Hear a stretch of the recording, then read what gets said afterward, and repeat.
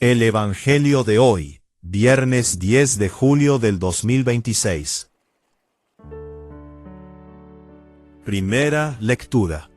Lectura de la profecía de Oseas. Esto dice el Señor. Vuelve, Israel, el Señor tu Dios, porque tropezaste por tu falta. Tomad vuestras promesas con vosotros y volved al Señor. Decidle, tú quitas toda falta, acepta el pacto. Pagaremos con nuestra confesión, Asiria no nos salvará, no volveremos a montar a caballo, y no llamaremos ya nuestro Dios a la obra de nuestras manos. En ti, el huérfano encuentra compasión. Curaré su deslealtad, los amaré generosamente, porque mi ira se apartó de ellos. Seré para Israel como el rocío, florecerá como el lirio, echará sus raíces como los cedros del Líbano. Brotarán sus retoños, y será su esplendor como el olivo, y su perfume como el del Líbano. Regresarán los que habitaban a su sombra, revivirán como el trigo, florecerán como la viña, será su renombre como el del vino del Líbano. Efraín, ¿qué tengo que ver con los ídolos? Yo soy quien le responde y lo vigila. Yo voy como un abeto siempre verde, de mí procede tu fruto. ¿Quién será sabio para comprender estas cosas, inteligente, para conocerlas? Porque los caminos del Señor son rectos, los justos los transitan, pero los traidores tropiezan en ellos. Palabra de Dios. Te alabamos, Señor.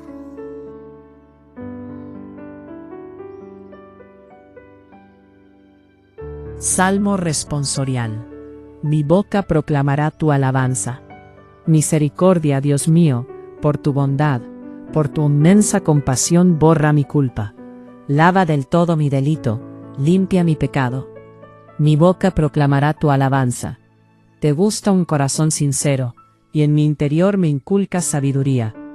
Rocíame con el hisopo, quedaré limpio. Lávame, quedaré más blanco que la nieve. Mi boca proclamará tu alabanza. Oh Dios, crea en mí un corazón puro. Renuévame por dentro con espíritu firme. No me arrojes lejos de tu rostro, no me quites tu Santo Espíritu. Mi boca proclamará tu alabanza. Devuélveme la alegría de tu salvación, afiánzame con espíritu generoso. Señor, me abrirás los labios, y mi boca proclamará tu alabanza. Mi boca proclamará tu alabanza.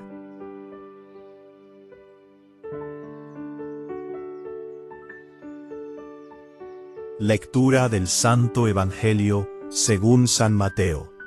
En aquel tiempo dijo Jesús a sus apóstoles: Mirad que yo os envío como ovejas entre lobos. Por eso, sed sagaces como serpientes y sencillos como palomas. Pero cuidado con la gente, porque os entregarán a los tribunales, os azotarán en las sinagogas, y os harán comparecer ante gobernadores y reyes por mi causa, para dar testimonio ante ellos y ante los gentiles. Cuando os entreguen, no os preocupéis de lo que vais a decir o de cómo lo diréis. En aquel momento se os sugerirá lo que tenéis que decir. Porque no seréis vosotros los que habléis, sino que el Espíritu de vuestro Padre hablará por vosotros. El hermano entregará al hermano a la muerte, el padre al hijo. Se rebelarán los hijos contra sus padres y los matarán. Y seréis odiados por todos a causa de mi nombre. Pero el que persevere hasta el final, se salvará. Cuando os persigan en una ciudad, huid a otra. En verdad os digo que no terminaréis con las ciudades de Israel antes de que vuelva el Hijo del Hombre. Palabra del Señor. Gloria a ti, Señor Jesús.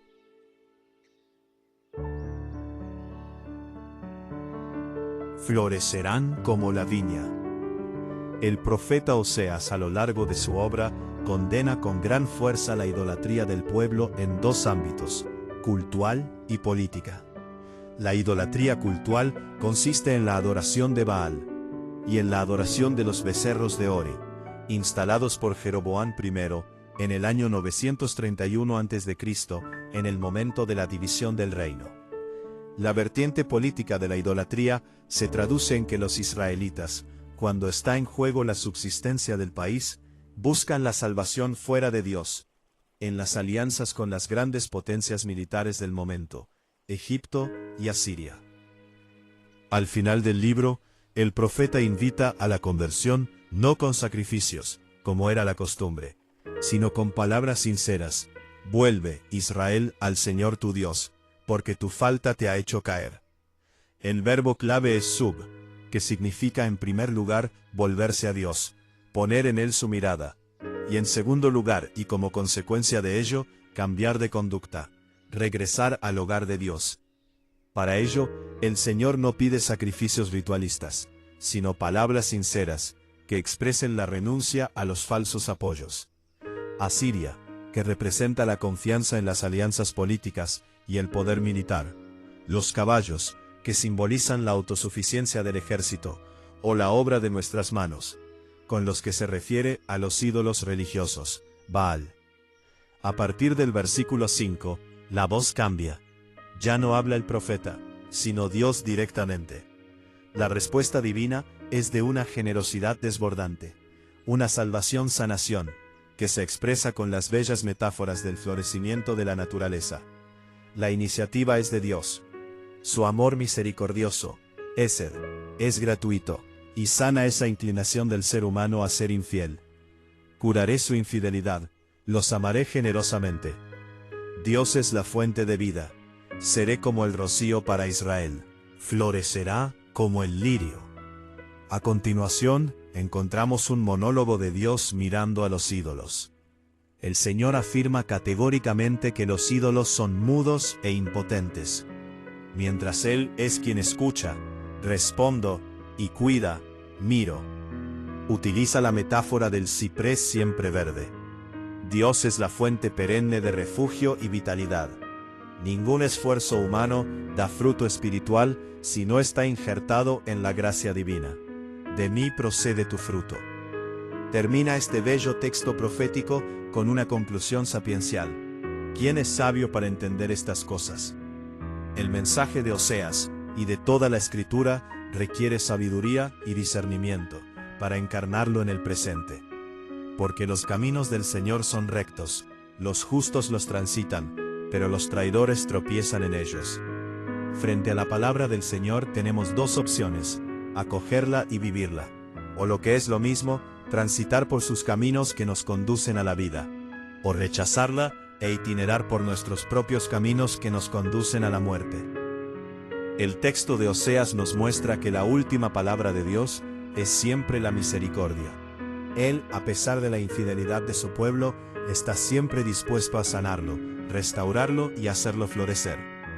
Hoy, a la luz de las palabras del profeta, podemos preguntarnos: ¿recorremos los caminos del Señor, comprendiendo y reconociendo su misericordia en nuestra vida diaria? ¿O en cambio, transitamos por caminos que nos alejan de su compasión? Sagaces como serpientes y sencillos como palomas. El texto del Evangelio de hoy forma parte del llamado discurso misionero de Mateo. Tras elegir a los 12 y darles las primeras instrucciones para la predicación, Jesús hace una advertencia realista y cruda sobre las persecuciones a las que se enfrentarán por causa de su nombre. En primer lugar, el evangelista presenta la realidad de la misión, en la que a veces nos podemos sentir vulnerables, ovejas en medio de lobos. Jesús no esconde el peligro y la hostilidad del mundo hacia el Evangelio, y por tanto hacia su predicador.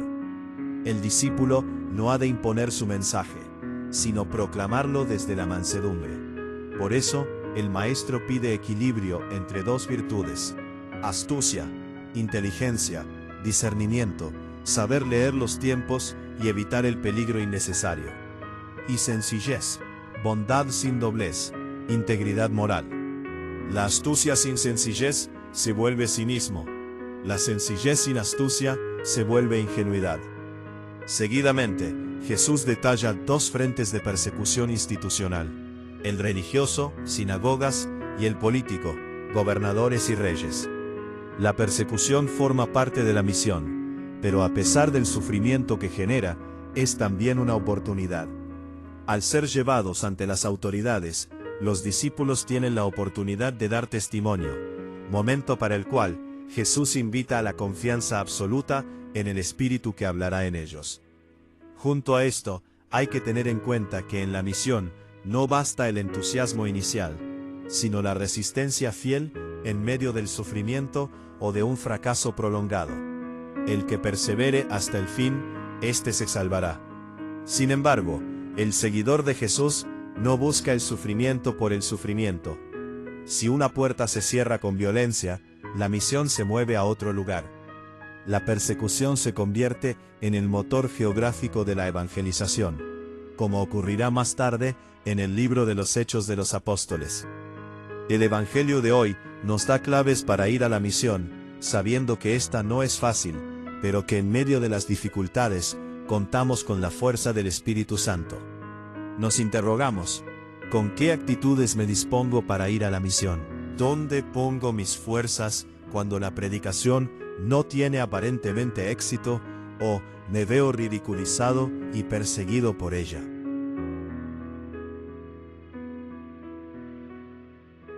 Si este mensaje tocó tu corazón y te dejó una enseñanza, regálanos tu like para que esta palabra llegue a más personas que también la necesitan.